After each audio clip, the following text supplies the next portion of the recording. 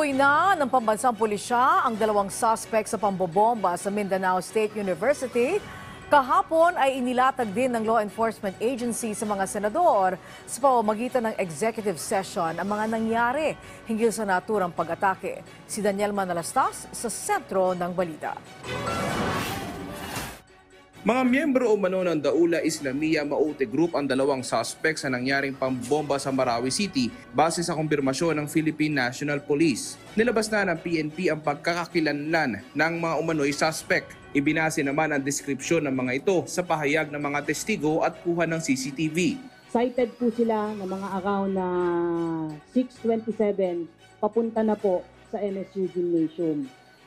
But then nakita din po sila yung dalawang POIs natin ng mga around 7 na papasok na po sa MSU at lahat po yan ay nakita po natin doon po sa pina-enhance po natin na CCTV footages.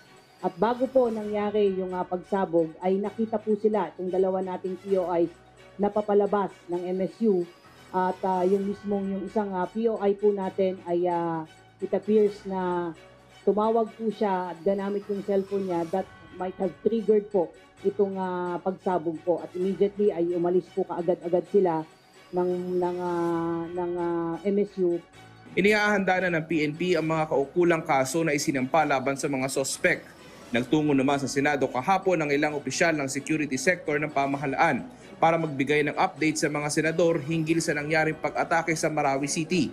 Isang executive session ang nangyari na dinaluhan ni na Defense Secretary Gilbert Chodoro, PNP Chief Benjamin Acorda Jr., AFP Chief Romeo Browner, National Security Advisor Eduardo Anyo at iba pang matataas na opisyal ng PNP at AFP.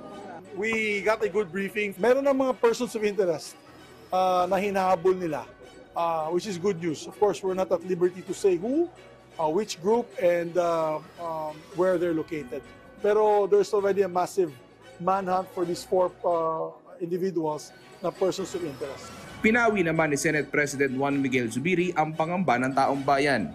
We should not be alarmed. We should not be afraid. We should go about doing our work and leisure at the same pace. Huwag tayong matakot. The armed forces and the PNP have it under control. Ito yung mga kamag-anak sa mga namatay, kamag-anak at mga kaibigan sa mga namatay dun sa Marawi Siege. So we have to urge, of course, the BARM government together with the local officials na i-monitor talaga itong mga radicalization efforts. Hindi mawawala yan eh. Daniel Manalastas para sa Bayan.